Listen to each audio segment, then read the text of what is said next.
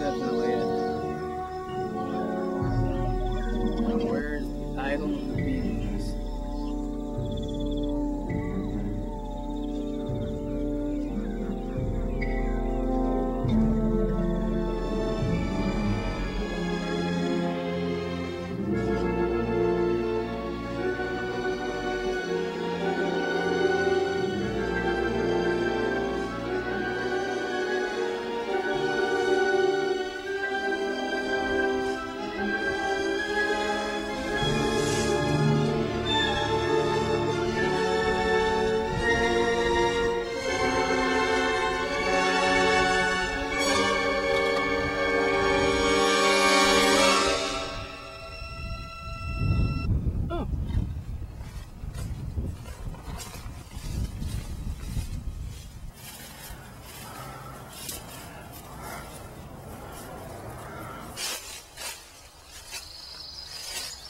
Marlon. Ah, Obscurity Jones. Once again we see there is nothing that you can review that I cannot also possess. The idol, if you please.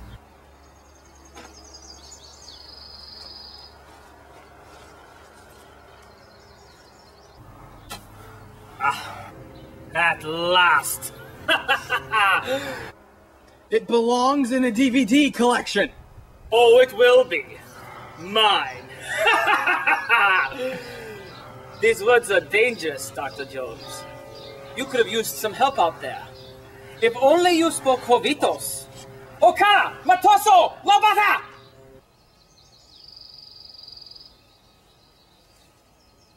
You're all alone. There's no Jovitos here.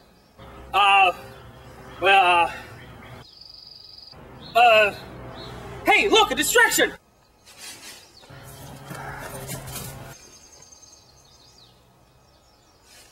This isn't over, Marlon!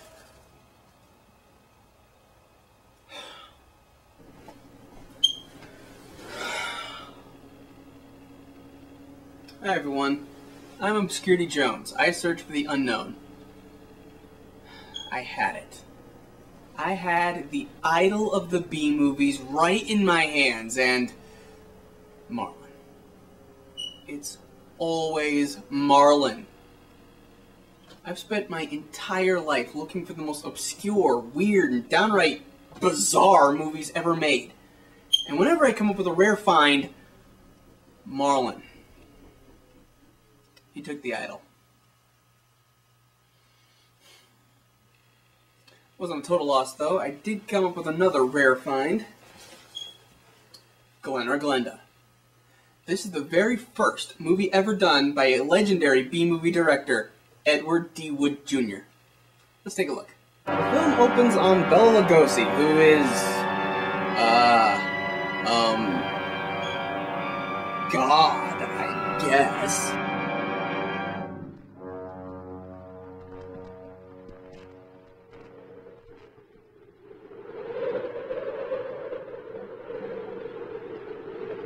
Man's constant groping of things unknown, drawing from the endless reaches of time, brings to light many startling things. Like opium addiction. So the main story starts with, or not, we still have more pointless Bella babble.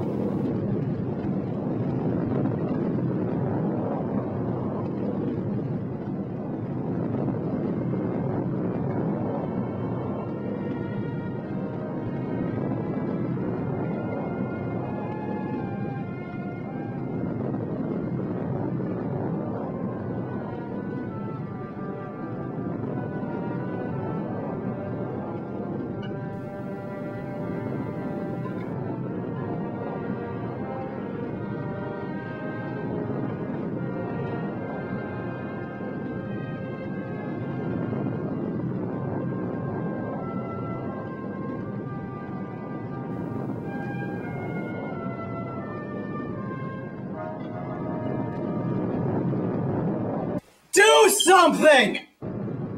Life has begun. but the plot has not. Please move forward. So now the movie finally gets going with, oh, come on! People. Look at all the lovely people. Pull the string. So the movie's plot finally starts on a suicide victim. What's the problem, Mr. Senator? Trying to learn This cross-dressing more man about, committed suicide because society wasn't accepting of his way of life. The cop decides to go to a therapist to understand the thought process involved. On learning. This type of case comes to me as well as yourself many times during the course of 1 month. The suicide. The one suicide in Los Angeles? Okay. I'd like to hear the story to the fullest. Only the infinity of the depths of a man's mind can really tell the story. Huh? Only the infinity of the depths of a man's mind can really tell the story. What does that even mean? Only the infinity of the depths of a man's mind can really tell the story. No! That's stupid! You know who can tell stories? Storytellers! No one can really tell the story. You know, it's not a good sign when the movie just flat out says that it can't tell the story it's trying to tell. It's about time! We're 12 minutes in and we finally meet our main character. This is Glen, played by the cross-dressing director himself, Ed Wood. And it's here we get the movie's thesis.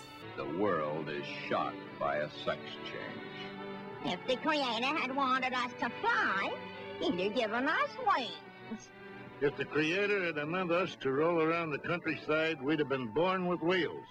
If the Creator had meant us to be boys, we certainly would have been born boys. If the Creator had meant us to be born girls, we certainly would have been born girls. Are we sure? Two things. One, an X or Y chromosome at the right stage of development determines the sex of a child. It's random. The building of a car or an airplane, it's not random happenstance. It's planned. Had meant us to be boys. What is up with these close-ups? The title of this can only be labeled Behind Locked Doors. Behind locked doors. Then why didn't you call it that? Nature makes mistakes. It's proven every day. This person is a transvestite. I'm just a sweet transvestite. Glen is engaged to be married to Barbara, a lovely, intelligent girl. Those fingernails have got to go. But not an actress. It's been a long year. For both of us. But now, my studies are through, college is concluded, and I'm free at last. Free? For the time being. Huh? Oh. This is why I love Ed Wood films. There's just such a charm about them. At home, what does modern man have to look forward to for his body comfort? The things provided for his home, a wool or flannel robe, his feet encased in the same thick, tight-fitting leather that his shoes are made of. These are the things provided for his home comfort. It doesn't look so comfortable, does it? He just got home. Give him an hour and he'll be passed out on the sofa wearing boxers, a wife beater, and a beer in his hand. And get the hat. You lay off the hat, Mr. Pencil-Thin Mustache Man. Better still, get the receding hairline. Men's hats are so tight they cut off the blood flow to the head, thus cutting off the growth of hair. 7 out of 10 men wear a hat, so the advertisements say. 7 out of 10 men are bald. Modern woman's day of work is done. That which is designed for her own comfort is comfort. Hats that give no obstruction to the blood flow. Hats that do not crush the hair. Interesting thought, isn't it? No, it isn't. The only time a hat could cut off blood flow is if it's way too small for your head. And if it's cutting off blood flow, it would cause death, not hair loss. Just for comparison, let's go native. Back to the animal instinct. Oh, God, no. There, in the lesser civilized part of the world, it's the male who adorns himself with fancy objects, such as paints, frills, and masks. The true instinct. The animal instinct. Oh, God, no. Bird and animal life. Is it not so that it's the male who is the fancy one? Could it be that the male was meant to attract the attention of the female? For every human on the planet, I apologize for this scene. So we finally cut back to Glen. Glenda. Sister, let me borrow her dress. You want to borrow your sister's dress? What for? I want to wear it to the Halloween party. Glen did wear the dress to the Halloween party. He even took first prize. Then one day it wasn't Halloween any longer. It was November 1st. Ah! Judge of the Fifth Dimension! Glen is engaged to be married to Barbara. Problem? As stated less than 10 minutes ago. Self. The girl that he himself is, his other individual personality. Yeah, I guess I am. It's been a long day. Have you seen the paper yet? No, why? Ah! Judge of the Fifth Dimension strikes again! I wonder what I would do in a case like that, if I were in the mental turmoil that person went through. Or if I suddenly realized that something was mentally wrong with you. It's hard to visualize. Here we are, two perfectly normal people. Ooh, yeah. I'm gonna have to go ahead and sort of disagree with you there. This poor fellow who never could have been happy if it wasn't for modern medical science. Our fourth term in psychology explains a lot of the facts, but I'm afraid the end of study is only the beginning of reality. What did you say? I'm afraid the end of study is only the beginning of reality. Whatever, let's just move on. Then there was the time Barbara was wearing the sweater Glen had always wanted to feel on his own body. It was becoming an obsession to him. He must have... What's the matter, Glen, darling? I guess I was daydreaming. Something seems to be troubling you. Why don't you tell me? It's nothing. Once, long ago, just after we started going steady together, we promised we'd never lie to each other. Are we gonna start now, just because we're engaged to be married? Yeah, It's just that... of course I was. Oh, Barbara, it's nothing that little sleep won't cure. It's been an awful long day. It's more than that. Come on, tell me, darling. Who knows? Maybe I can help. That's just it, you could. Then something is troubling you. Yes, Do I have a right to know? you have a right to know. But let's just say for the moment that I'm afraid to tell you. I'm afraid I'd lose you. Yes, nothing says I trust and love you more than saying, I'm too scared to tell you this personal thing about me. Pull the string! Pull the string! Bella, I would love to pull the string. But you never make it clear exactly what the string is and why it needs pulling. A story must be told. But not this one. Always the same. So Glen continues to delay telling Barbara about his transvestitism, and the narrator never stops talking. Glen, who goes to another cross-dressing friend for advice on if he should tell Barbara about his cross-dressing. What's up? Nothing much. And all he does is tell Glen that he should man up and tell her. So we get a flashback of when Glen proposed to Barbara. And just watch the romance. Look. Come on over here a minute. What is it? Never mind, just sit down.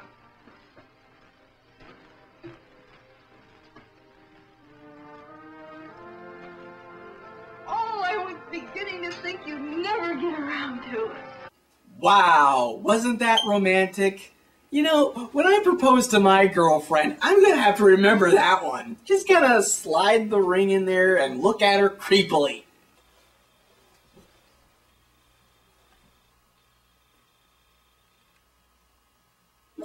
And now we get a dream sequence where Glen battles between his manhood and his cross-dressing to be the person he wants to be, and he has to come to terms with both of them.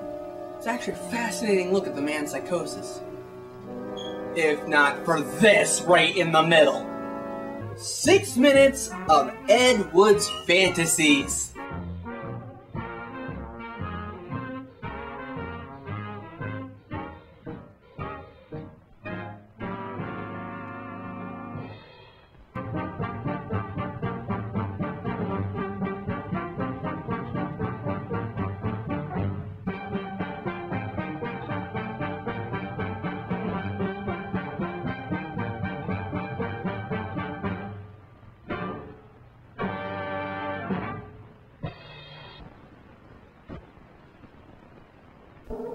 So when that's finally over, it cuts back to the main part of the dream.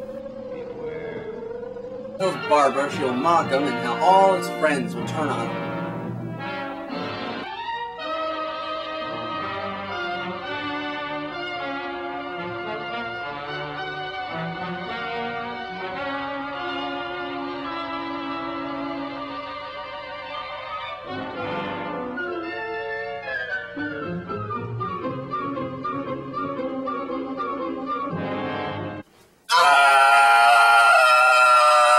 And with that, the dream stops. And it only took 13.5 minutes.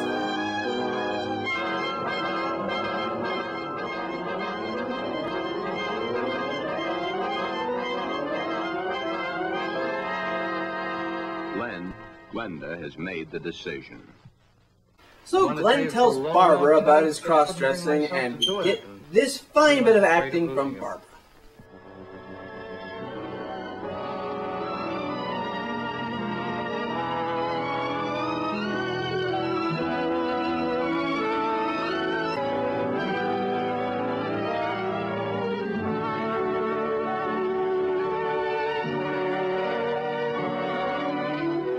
Who the hell are you? Get out of my house! I pulled the string on you.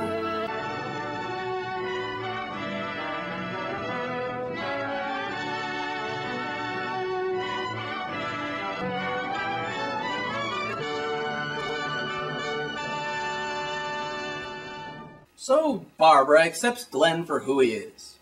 Oh, that wasn't so bad. I mean, it was short. Is that the end of the story? Not quite. Ah! That's right, people. There are still 16 minutes left. But to enlighten you a little further, there's the second story, that of an extremely advanced case. Let's call this person Alan. Ann. Alan had a mother who wanted a little girl. The father didn't care much one way or the other. He enjoyed doing the woman's work around the house. And getting paid half as much. Then came the fateful year of 1941. Alan was drafted.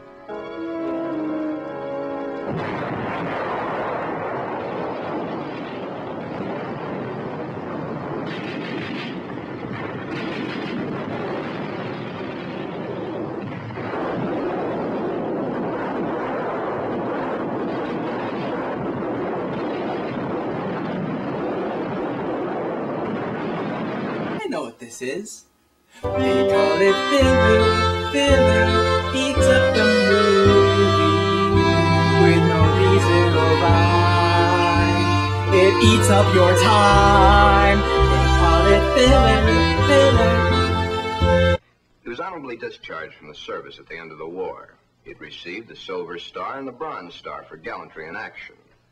While he was in an army hospital recuperating from a wound he had received in New Guinea, he learned a very interesting fact.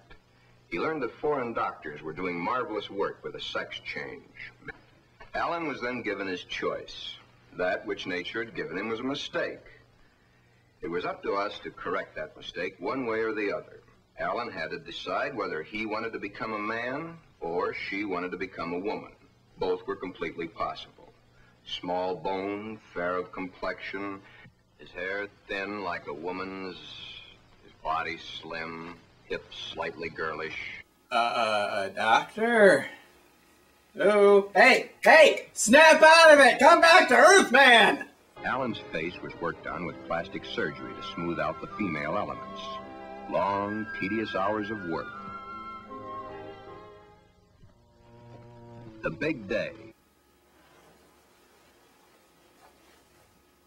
So Alan has his sex change operation and becomes Anne. Alan had and then the narrator decides to talk about the time Glen or Glenda came by. And they talked about the same thing. She had the organ. Why even bother with the suicide at the beginning? Soon, due to a happily married life, the remembrance of the psychiatric treatments, and Barbara's love and understanding, Glenda begins to disappear forever from Glen. Glen has found his mother, his little sister, his wife, and his Glenda, all in one lovely package. Ew. Therefore, two entirely different cases, handled in two entirely different ways, have a happy ending. Yeah, those two. But what of the hundreds of other less fortunate Glens the world over? We now cut back to Bela Lugosi one more time. Yes. But what of the others? Less fortunate Glens the world over.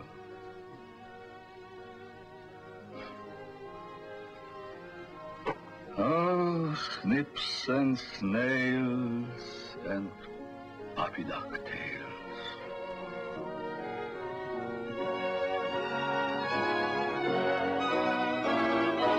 And that's Glen or Glenda. And it's bad, but it's bad in the way all Ed Wood movies are. The acting is horrible, the story doesn't fit, it's disjointed, and the writing is just a joke. But like all Ed Wood movies, there's also a charm to them. If you're a fan of B movies, you should definitely check it out. If you excuse me.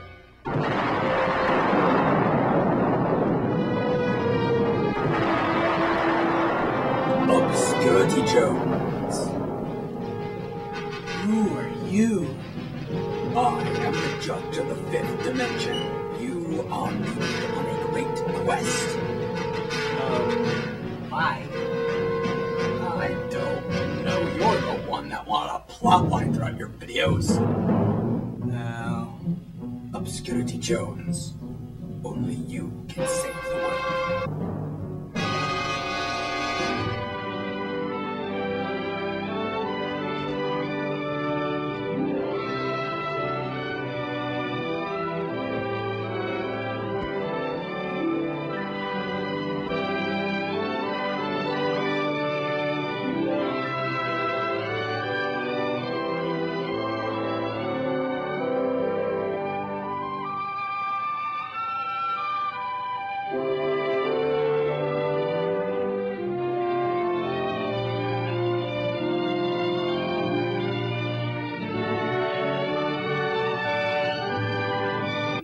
Stupid minds! Stupid! Stupid!